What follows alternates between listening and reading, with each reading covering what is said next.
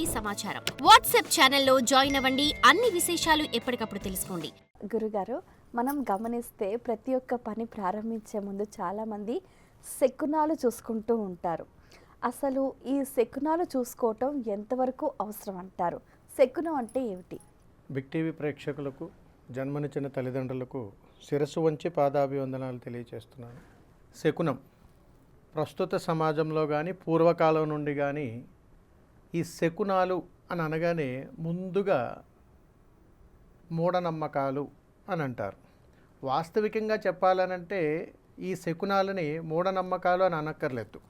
ఎందుకనంటే సనాతన ధర్మానికి ఉన్నటువంటి విశేషమైనటువంటి విధానంలో మన పూర్వీకులు మనకు అలవాటు చేసినటువంటి ఒక సంపద. ఈ సంపదలో అప్పట్లో పుస్తకాలు లేకపోయినా కానీ ఈ ప్రకృతిలో ఉన్నటువంటి పరమాత్ముడు సాక్షిగా అనేక జీవరాశులను ఆధారంగా చేసుకొని ఏ పనిని ప్రారంభించినా, ఎలా ఉన్నా, ఏం చేసినా కానీ అది ఏదో ఒక రకంగా విజయం సాధించాలి అనేటువంటి ఒక ఆలోచనలో నిమగ్నమై ఉన్నటువంటి సమయాన మన సనాతన ధర్మం ద్వారా తెలిసినటువంటి అనేక నిగూఢమైనటువంటి రహస్యాలు ఈ రోజుకి అంతు చిక్కినటువంటి ప్రయాణాల్లో మనం కొట్టుమిట్టాడిపోతూ ఉంటాం. వాటిల్లో ప్రస్తుత సమాజంలో ముఖ్యమైనటువంటి పాత్ర పోషించేటువంటి వాటిని శకునాలు అని అంటాం.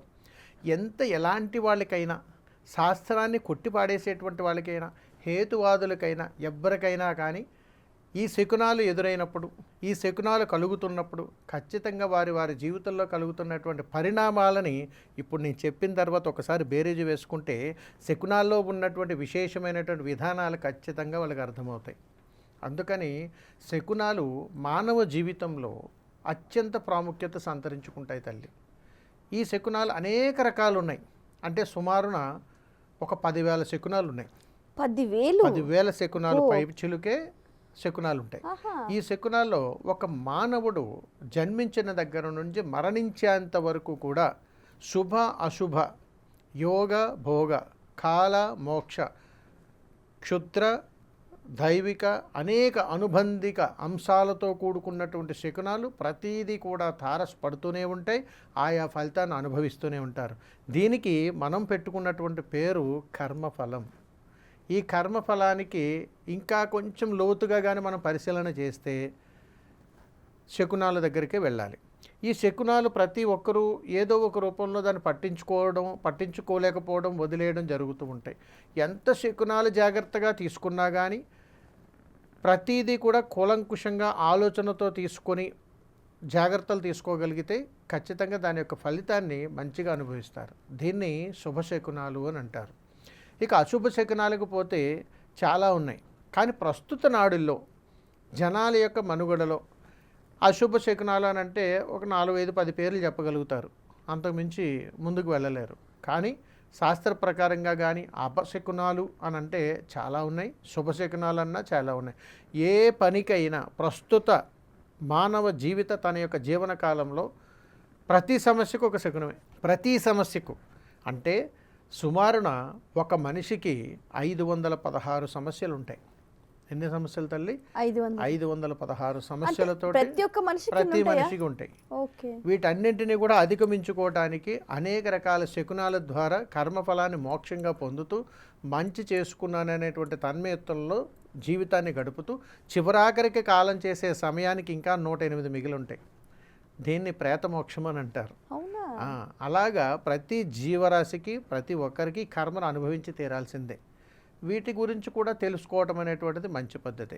అయితే గురువుగారు, ఈ ప్రకృతి సంబంధిత శకునాలని కూడా ఉంటాయంటారు కదా? ఉంటాయి తల్లి. వాటి గురించి తప్పనిసరిగా తల్లి. ప్రకృతిని ఆధారంగా చేసుకుని చెప్పగలిగేటువంటి శకునాల గురించి మనం మాట్లాడుకుంటే ప్రకృతి ధర్మంలో మనం పంచభూతాలు తీసుకుందాం. ఈ పంచభూతాలను ఆధారంగా చేసుకుని ప్రతి మనిషి యొక్క జీవన మనుగడ కూడా వాటి మీదే కొనసాగుతూ ఉంది.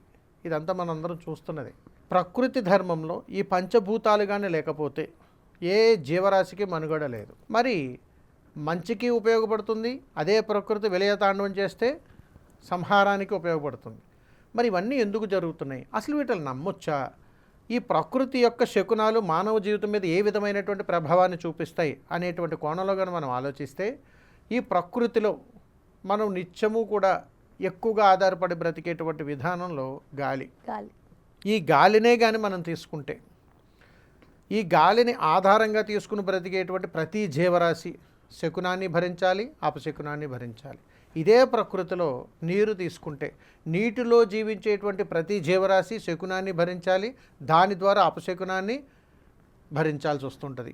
ఈ శకునం అంటే చెప్పిరాదు కదా గురువుగారు, అంటే అనుకోకుండా మనకు ఎదురవుతుంది కదా, అది మనం ఎక్స్పెక్ట్ చేయలేం కదా. అదే కదా తల్లి విషయం. ఏమిటనంటే మనము నిత్య జీవితంలో మనం బ్రతుకుతున్నప్పుడు మనకు చెడు జరిగితే ఏదో అపశకునం ఉన్నది అని అంటాం, అప్పుడు అపశకునం గుర్తొస్తుంది.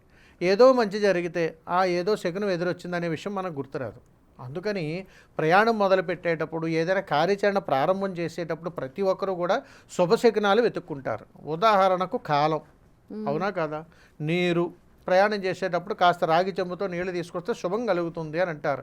ఆ తీసుకొచ్చే విధానంలోనే అపశకునాలు కూడా ఉంటాయి. మరి అది కూడా తెలుసుకోవాలి. రాగి చెంబుతో నీళ్ళు ఎదురొస్తే శుభం, అవును. అదే చెంబుని ఎలా తీసుకురావాలో తెలుసుకోలేకపోతే అశుభం. మరి నేను శుభంగానే శుభశకురమే నాకు ఎదురొచ్చిందండి, మరి అపశకురం ఎందుకు జరిగిందని అంటే దాని యొక్క విధి విధానాలు తెలుసుకోవాలి. అలాగా ప్రతి ప్రయాణానికి, ప్రతి విధానానికి ఎవరికి కూడా ఇది శకునము, ఇది అపశకునం అని తెలియటానికి ఇటు ఒక 10 ఇటు ఒక 10 శుభశకునాలు అపశకునాలు అనేటువంటివి మనకు గుర్తుంటాయి తప్ప కూలంకుషంగా సానుకూలంగా ప్రతిదానికి ప్రతిబంధకమైనటువంటి శకునాల గురించి ఈరోజు మనం తెలుసుకుందాం.